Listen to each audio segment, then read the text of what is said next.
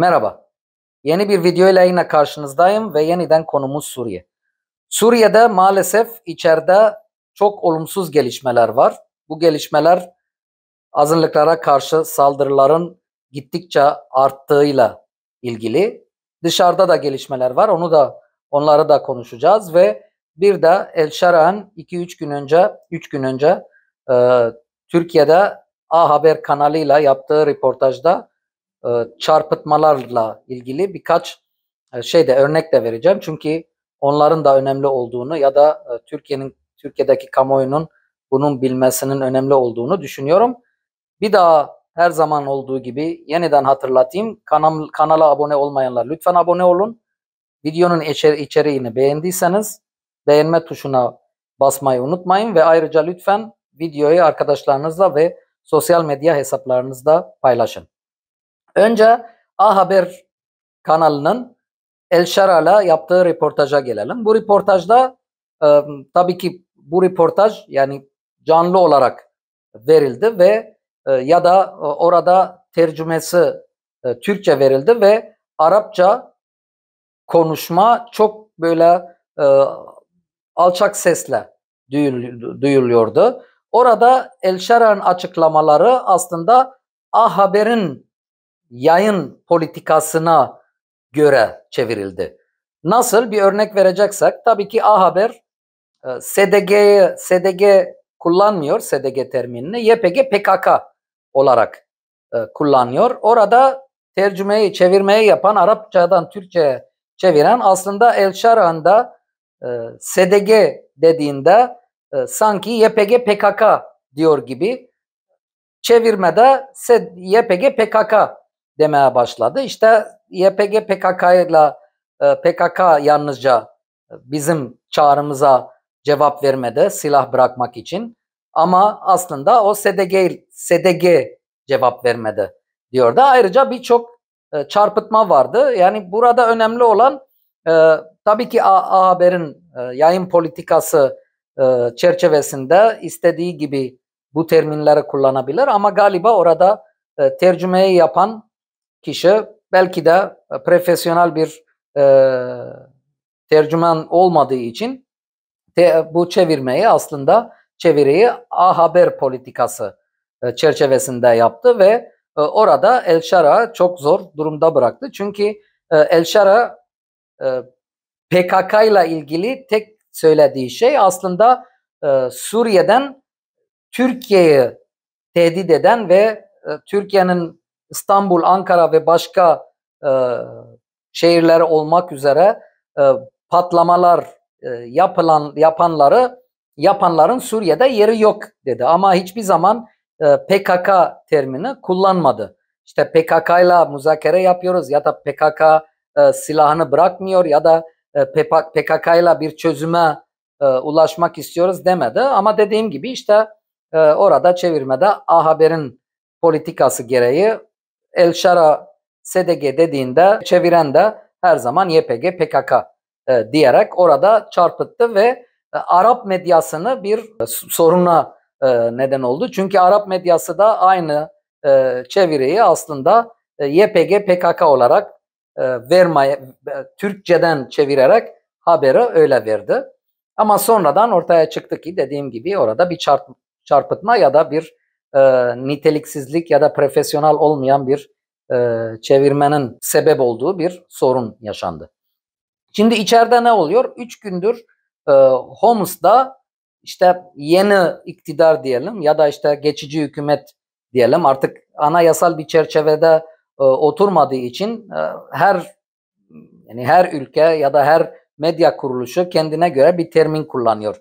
Bugünkü Suriye iktidarından bahsetmek için ya da adlandırmak için.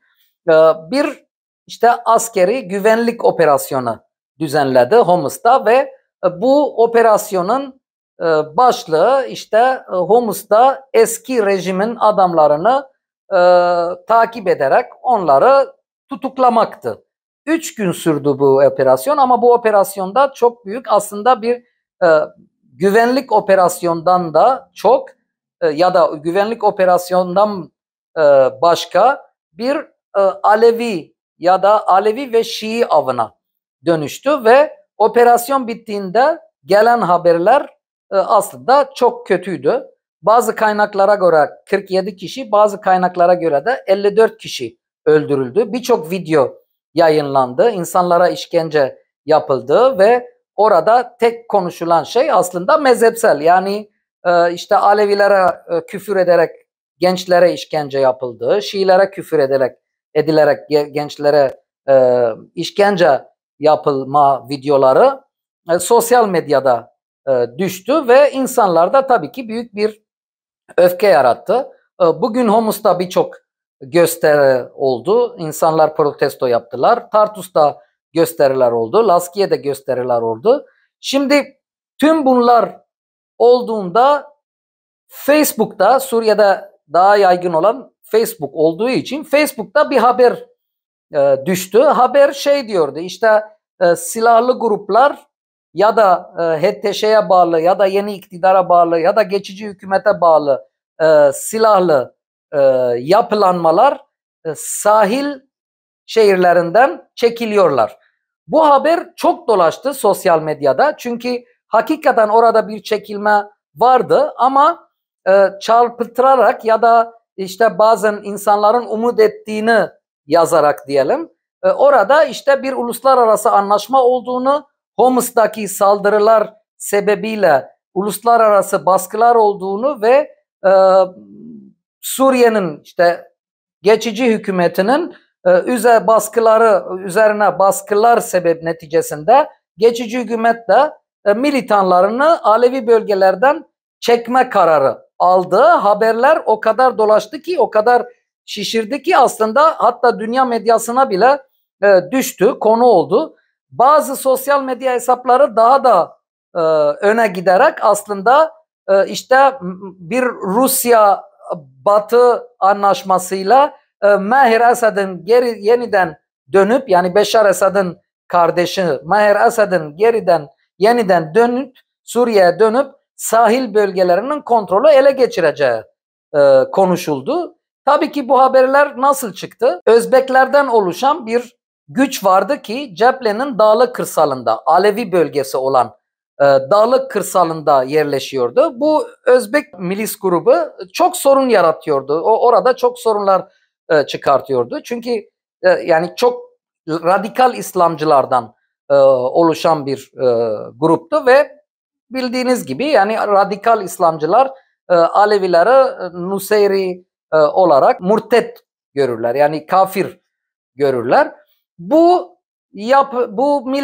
milislere oradan çekme kararı alındı ama çekildiklerinde bazı öbür şehirlerden de güçlerin çekilip de orada bir polis anlamında bir gücün yerleşmesi kararı alındı. Ama insanlar bu milislerin çekildiği gördüğünde işte dediğim gibi belki de biraz ne umut ettiklerini söylemek, yazmak istediler. Bazıları da galiba kanaatle ya da işte böyle bir fısıltı haberi duyarak sosyal medyada böyle bir coşkuluk yaşandı. Hatta bazı Tartus şehri ve Tartus kırsalı ki Alevilerin büyük çoğunluklu olduğu bölgelerden söz ediyoruz. Hatta insanlar orada silahlardan işte ateş açarak böyle bir kutlama yaptılar, sevinç gösterisi yaptılar ama tabii ki bu haberler doğru değildi, yanlıştı, çarpıtma haberleri de.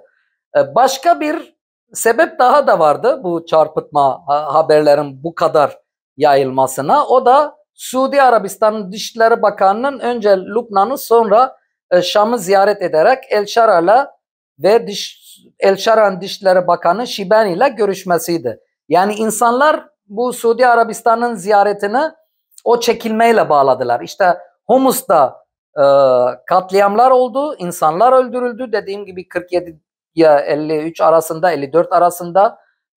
Tabii ki birçok kişi de kaçırılmış ya da nerede olduğu belli değil. Bu ziyaret hem Homus saldırılarıyla aynı zamanda hem de Laskiye ve sahil bölgesinden radikal İslamcıların çekilmesiyle bir araya getirerek insanlar işte böyle bir senaryo kurdular. Amerika baskı yaptı, Batı baskı yaptı ve Suudi Arabistan Dışişleri Bakanı o mesajı getirerek Ahmet Şera'ya bir şart koşturdu. İşte bu katliamları durdurmazsan destek yok ya da işte El Şera'nın kendisini ve HTŞ'nin terör listelerinden çıkarılması imkansız olacak. Suriye üzerinden yaptırımların çıkarılması imkansız olacak demiş gibi. El Şera da işte bu radikal İslamcıları tutamıyorum, kontrol edemiyorum deyip de Suudi Arabistan Dışişleri Bakanı da o zaman onları Alevi ve azınlıkların yaşadığı bölgelerden çek deyip Şera'da çekmiş olduğu gibi böyle bir senaryo çizildi. Yani böyle hayal üzerinde kurulmuş bir senaryo ama dediğim gibi sosyal medyada hatta bazı haber platformlarında çok büyük böyle gerçek bir haber olmuş gibi bir haber gibi çok dolaştı ve insanlar paylaştı bu haberi. Yani dün Suriye'de Facebook'u, sosyal medyayı açan aslında HTŞ'nin sahil Alevi bölgelerinden çekildiği haberim manşet gibi dolaştı. Tabii ki burada şunu da söylemek gerekiyor. HTŞ ya da Suriye işte yeni yönetimi Homs kırsalındaki saldırılar ve katliamla ilgili bir beyan çıkararak, bir açıklama yaparak biz orada bir güvenlik operasyonu yaptık. Güvenlik operasyonu bittikten sonra bazı bilmediğimiz gruplar orada saldırılarda bulundu. Bunun o grupları deşifre ederek hesabını soracağız gibi bir açıklama yaptı. Bu açıklama artık rutin bir açıklama. Yani her yerde her saldırıdan sonra eğer saldırı büyümezse yani haber öyle dolaşmazsa ya da insanların öfkesi büyümezse zaten geçip gidiyor. Büyük tepkiler gösterdiğinde insanlar büyük tepki oluştuğunda bir açıklamayla işte kimin yaptığını bilmiyoruz ama bulmaya çalışıyoruz ve bulduğumuzda, deşifre ettiğimizde hesabını soracağız diyerek her zaman aynı açıklama yapılıyor ama 1,5 aydan fazla HTŞ Şam'da iktidarda ama hiç kimseden bir hesap sorulmadı daha ya da hiçbir silahlı grubun ya da hiçbir silahlı liderin hapishaneye atıldığı ya da işte hesap sorulduğu açıklanmadı. Aksine işte o radikal İslamcılara bazılarına hatta yeni teşkil edilen orduda hatta rütbeler verilerek onlara daha üst görevler verildi ki bu da tabii ki genel olarak Suriyelilere ama en çok azınlıkları ve ılımlı Sünnileri hem rahatsız ediyor hem de korku içerisinde yaşamalarına sebep oluyor. Şimdi Suudi Arabistan ziyareti niye önemli? Çünkü Suudi Arabistan aslında biraz yeni iktidarı ya da bu geçici hükümeti biraz daha kucaklamaya çalışıyor. Ama burada önemli olan bugüne kadar destek söylemleri çok Suudi Arabistan'dan ve başka ülkelerinden ama kesin olarak ne bir destek ne de bir anlaşma söz konusu. Bu da aslında Suudi Arabistan'ın ki Arap ülkelerinde Katar'dan sonra en çok destek veren Arap ülkesi El Şara ama temkinli yaklaşması anlamına geliyor. Baktığımızda mesela Birleşik Arap Emirlikler, Mısır, Cezayir daha da temkinli yaklaşıyorlar onlar. Ürdün, Suudi Arabistan biraz daha yakınlık göstermeye çalışıyor.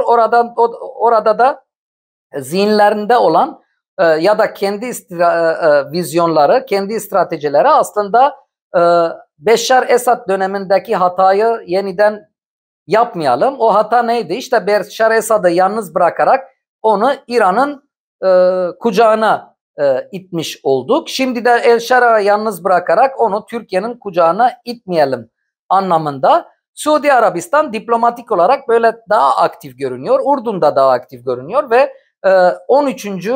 yardım uçağı zaten göndermiş oldu Suudi Arabistan. Ama dediğim gibi diplomatik anlamda iki ülke arasındaki ilişkiler gibi değil.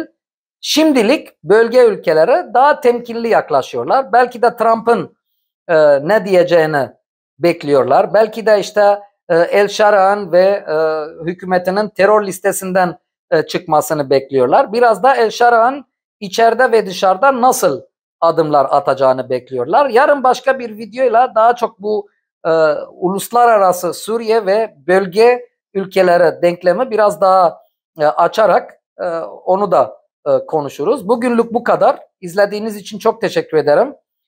Yeniden hatırlatayım, kanalıma abone olmayı unutmayın. Desteğinizi esirgemeyin lütfen. Ayrıca videonun içeriğini beğendiyseniz beğenme tuşuna basın ve videoyu arkadaşlarınızla paylaşın. Sosyal medya hesaplarınızla paylaşın ve desteğinizi devam ettirin ki biz de bu videoları devam ettirmeye çalışalım. Çok çok teşekkür ederim. Yeni bir videoyla görüşmek üzere. Hoşça kalın.